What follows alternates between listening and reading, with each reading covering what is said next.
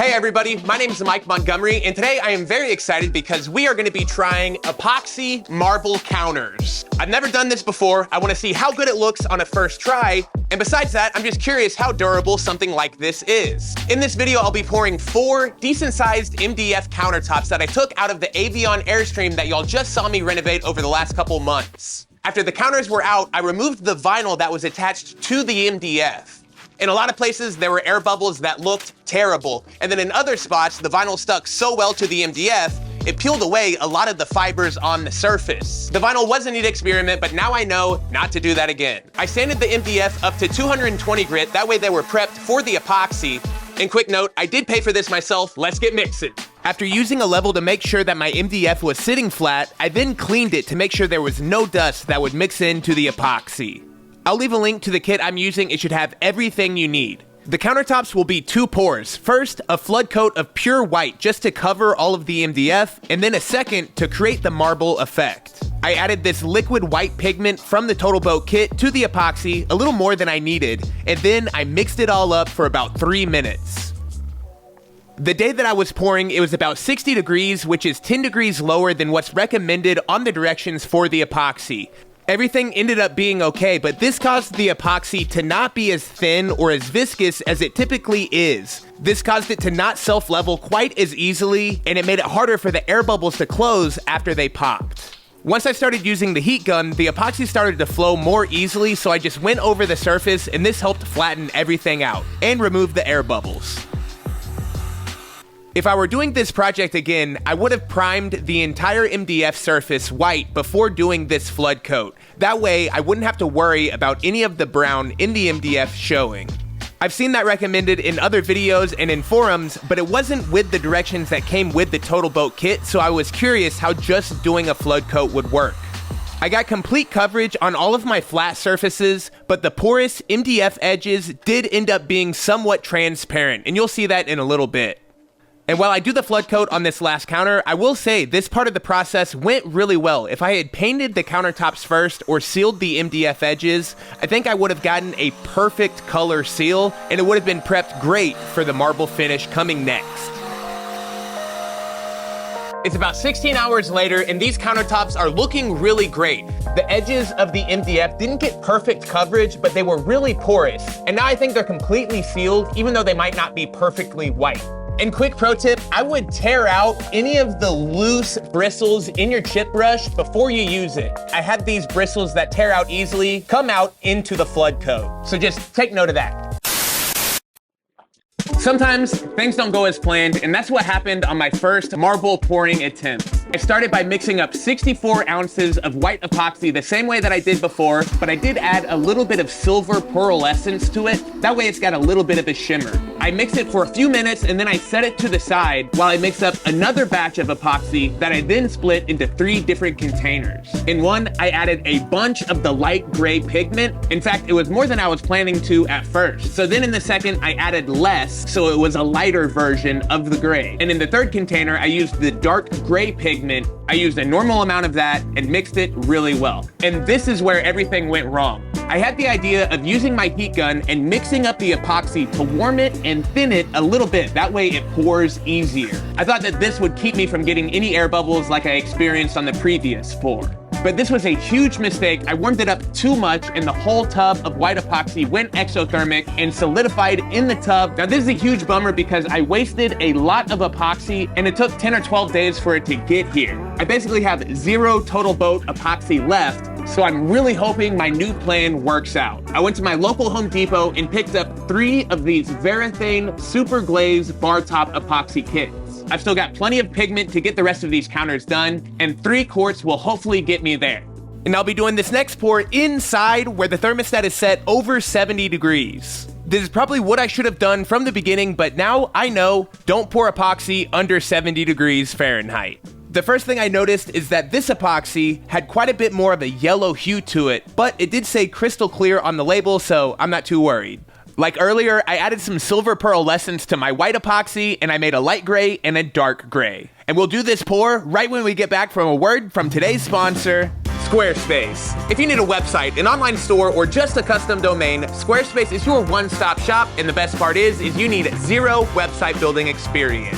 I'm serious, if you can upload files and drag and drop text blocks, you are well on your way to a one-of-a-kind site. Squarespace's designer templates look great on desktop, tablet, and mobile no matter where customers find you, and they are packed with tons of great features, like no limits to the number of products that you can sell using a Squarespace store, Squarespace's Video Studio mobile app that allows you to create high-level, professional content for your website and social media, and do not forget member areas, where you can package premium content behind a paywall, charging your members a monthly subscription fee. So to learn more, make sure and follow my link down in the description, squarespace.com/modernbuilds, where you can build out your entire Squarespace site before entering any of your credit card info. And then when it's time to make your website live, don't forget to use my code ModernBuilds for 10% off your first site, store, or domain through Squarespace. One last thanks to Squarespace. Now let's get back to these counters. To start the marbling process, you're basically going to do a second flood coat. You want a completely white, flooded, flat surface, and then we're gonna start adding the gray in there artistically, moving it around, and creating a marble effect, and you'll see how. Oh, and if there's any debris in your epoxy, make sure you get it out, that way there's no caked in bristles. And I'm gonna come in with that light gray that we made and do a couple streaks. I went a little too easy at first and just splashed some little dots down, but then I started making some thicker lines and I really liked the way it looked. I went with this diagonal pattern that really resembled Carrara marble. I've seen people do all types of stone, but this is my favorite. One of the neat things I like about it is how much negative white space Carrara marble typically has. Instead of just doing a bunch of epoxy colors and moving it around with a heat gun, I'm hoping this is gonna be a little more intentional and controllable. So you can sort of see the process taking over right here. What I want to do is create a base layer. I don't want any super defined lines. In fact, I want to use the heat gun to disperse them quite a bit. I'll be coming back with a second darker layer and creating more depth in just 1 second. And FYI, this was my first attempt, so it's not hard either. For fun, I'm going to add a couple of streaks of white. They're going to level back out, but I think it's just going to add a little more visual interest. And now the fun part, I'm adding the black. So this I'm gonna do really sparingly. There we go, that's a little darker. And I hope this is gonna give it all a little bit of depth and dimension. The majority of the spots that I put this dark gray, there was already some of the light gray that I had spread out with the heat gun. I did this because I wanted to preserve some of the negative white space. I also figured that by spreading out that new dark gray, I would also be spreading out the light gray even more, creating a cool background effect with the darker texture on top, kind of mixing in with it. If you're also planning on doing DIY epoxy countertops for the first time, I would very strongly recommend cutting a small panel and doing a sample board, even if it's a foot by a foot. This way you get to understand all of the steps of sealing your panel, doing a good flood coat, and then understanding what pattern you want to use and how to work the heat gun. Okay, check this out. This went so well. It looks amazing. I probably should have taken my own advice and done a sample myself, but I was really happy with the results that I got, and I'm very curious how it looks in the kitchen. All right, let's keep moving while that epoxy's wet. We're gonna do these smaller ones. By now, y'all pretty much know how the flood coat works. Spread it out with the squeegee. Make sure you get it over the lips and on the edges. But on this one, I did not heat gun it. Instead, I got a little heavy-handed with my light gray pigment, and I wanted to see what this would look like instead of doing a bunch of thinner lines. As the white and gray epoxy self-leveled, it did spread the gray out a little bit more than on the last pour, and I like it. I was still able to retain a lot of negative white space as well. Check that out. And this time I did a little bit thinner dark gray lines since I did those wide light gray lines, and they ended up interplaying pretty cool. Using the heat gun, you can point down or from either direction. You can kind of push the color around or spread it out from the center, depending on what angle you're pointing. Even on a couple of these ugly blobs, I was able to turn them into cool shapes that matched the rest of the layers that I had put down. So I'm gonna go ahead and let the rest of this heat gunning play. I guess I'll just turn up the music. Enjoy.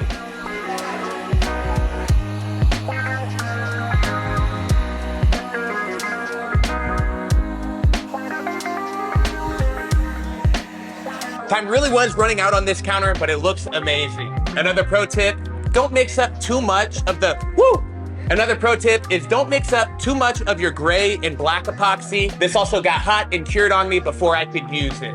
Countertop number 3 goes in the Airstream bathroom. You'll notice a big sink cutout for it. And if you're not already, make sure and click like, comment, and subscribe down below. So on countertop number 1, I did a lot of really thin lines, and on countertop number 2, I did really bold lines. I planned for counter 3 to be this sort of meet in the middle Goldilocks attempt where I did some smaller and some larger lines. And spoiler, I did like how this one looked a little bit more than the very first countertop with only small lines. So if I was making a recommendation, I would definitely throw in some bold lines of light and dark gray if you're going for a similar look. I really do also want to describe how fun of a process this was. It was a little bit stressful, I won't lie, and I had a couple of mistakes which were mildly upsetting, but I was able to recover from them really easily and get really great results. Doing a project that's artistic like this was a ton of fun, where I was just working that heat gun, getting a creative, artistic look that I liked. Ultimately, if you're making the epoxy countertops for yourself, it's really up to you what you want them to be. And as long as you like them, then that's a success. So anyways, that's enough of the motivation. I do like these close-up shots. It gets you to see what to expect whenever you're using the heat gun, so I'm just gonna let this play and the music go. Enjoy, again.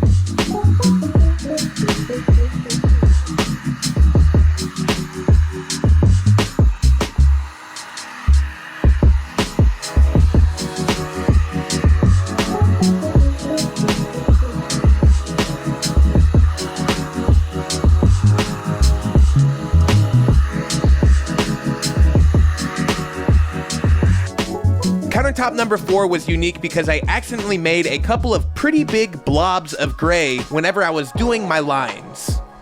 And that's about to happen right now. I definitely didn't do this on purpose, but I am glad it happened. That way I could show it in the video. On this counter, I experimented adding the dark gray before spreading out the light gray with the heat gun, and I wouldn't do that again. Always spread out the light gray before you pour the dark gray. I just like the way that this helps disperse the light gray a little bit more than the dark gray and give a little bit more of a 3D or dimensional look. The big blob ended up spreading out really nice. There really wasn't any need to be concerned, and now that I think about it, if I had to, I could come back with a little bit of fresh white if it was a little too dark. Before your epoxy gets a chance to solidify too much, get a stir stick and run it along the bottom edge of your counter on each coat, that way the drips come off.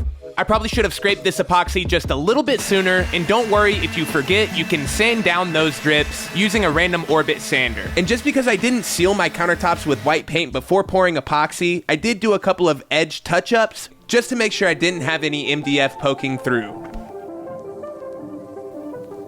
24 hours later, and these counters look so good. Check this out. I was not expecting this good of results on my first attempt doing DIY epoxy marble countertops, but hey, the proof is in the pudding. I really winged it. I tried a lot of different techniques. I had some growing pains, but like I said before, I really got great results that I'm super happy with. The pigment in the epoxy really resembles the texture of Carrara marble, and leaving those streaks and negative spots juxtaposed and contrast really nicely. And I know you are wondering, this is what the countertops look like inside of the Avion Airstream travel trailer. I really love the way the Carrara marble tones down some of the dark walnut countertops and brightens up the space, matching the walls and the gray floors. Thanks again for watching. Make sure and like, comment, and subscribe down below, and we'll see you next time on Modern Builds.